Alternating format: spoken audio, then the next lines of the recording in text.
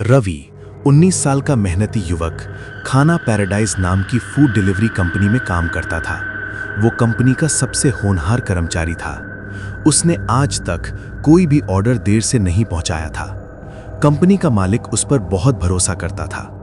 उस रात भी वो अपना आखिरी ऑर्डर देकर कंपनी लौटा ही था कि मालिक ने उसे आवाज दी। रवि, एक और ऑर्डर आया है, बड़ा ऑर्डर है।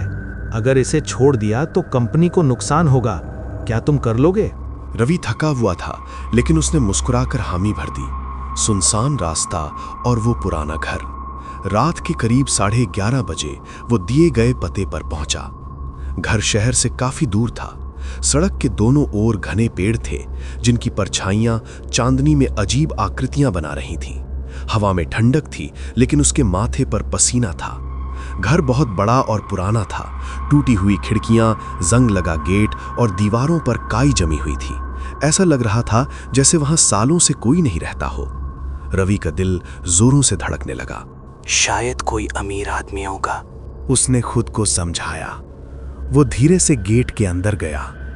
गेट ने कर्कश आवाज की, जैसे किसी ने दर्द से कराह कर चेतावनी दी हो। उसने दरवाजा खटखटाया। ठक ठक ठक। अंदर से कोई जवाब नहीं आया। उसने दोबारा जोर से दरवाजा खटखटाया। अचानक दरवाजा अपने आप चरर की आवाज के साथ खुल गया। अंदर घुप अंधेरा था। सिर्फ एक कोने में टिमटिमाती हुई मोमबत्ती जल रही थी। Hello, delivery. अचानक ऊपर की मंजिल से किसी के धीरे धीरे चलने की आवाज आई।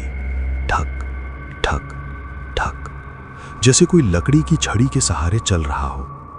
रवि ने सोचा, शायद कोई बूढ़ा होगा।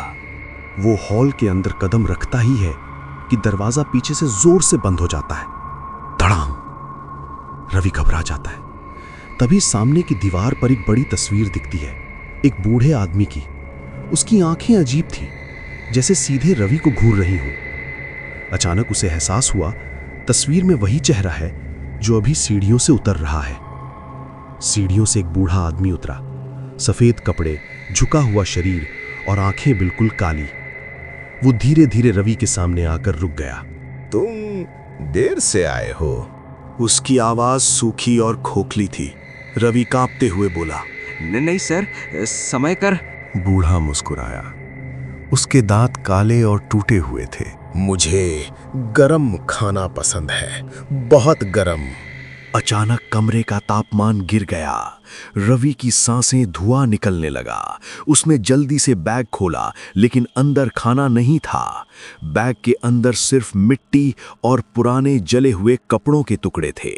रवि की आंखें फटी रह गईं।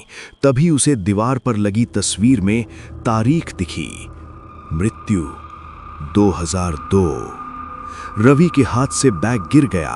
बूढ़ा धीरे धीरे उसके पास झुका और फुसफुसाया, मुझे हर साल एक डिलीवरी चाहिए, और इस साल तुम आए हो। अचानक पूरा घर अंधेरे में डूब गया।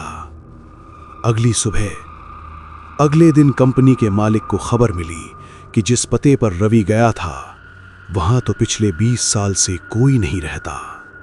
वो घर 2002 में आग में जल गया था और उस आग में एक बूढ़े आदमी की मौत हो गई थी। रवि कभी वापस नहीं आया, लेकिन कहते हैं हर साल उसी तारीख को रात 11:30 बजे खाना पैराडाइज में उसी पते से एक बड़ा ऑर्डर आता है, और जो भी डिलीवरी लेके जाता है वो फिर कभी लौट कर नहीं आता। और उस सुनसान घर में आज भी दरवाजा अपने आप खुल जाता है। ठक ठक ठक। क्या अगला ऑर्डर तुम्हारे नाम का है?